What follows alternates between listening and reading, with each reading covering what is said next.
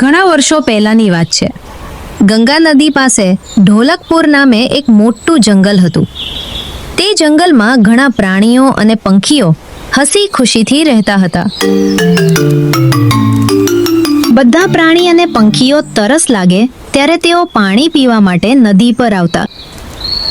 નદીની બીજી બાજુ મધુવન નામનું એક નાનું જંગલ હતું, જેમાં ખૂબ ઓછા પ્રાણીઓ રહેતા હતા.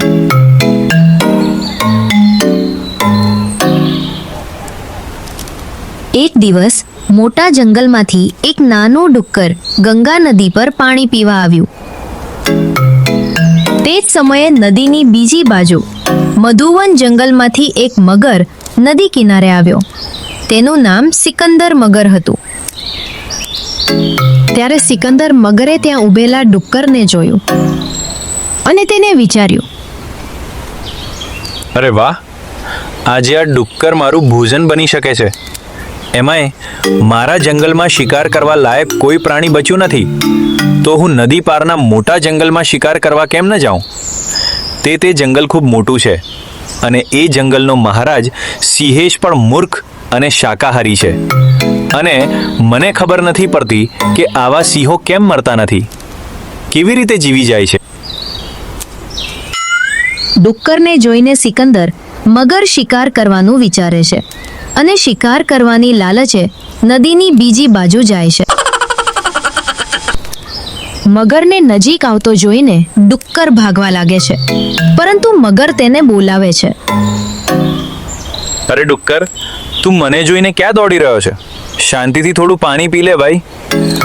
હું ફક્ત તારી સાથે વાત કરવા આવી રહ્યો છું. ફિકર નોટ મેરે દોસ્ત. શું તું સાચું કહે છે?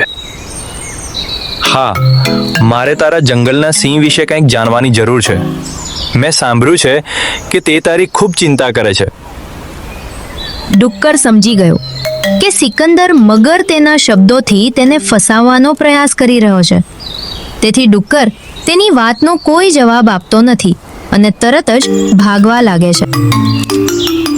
પણ અફસોસ, ડુક્કર મગર કરતાં વધુ ઝડપથી દોડી શકતું નથી અને સિકંદર મગર તેનો શિકાર કરે છે.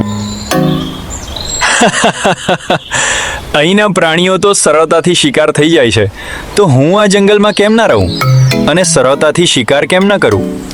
એમ પણ આ જંગલના બધા પ્રાણીઓ તો શાકાહારી છે, તો મને શિકાર આરામથી મળી રહેશે.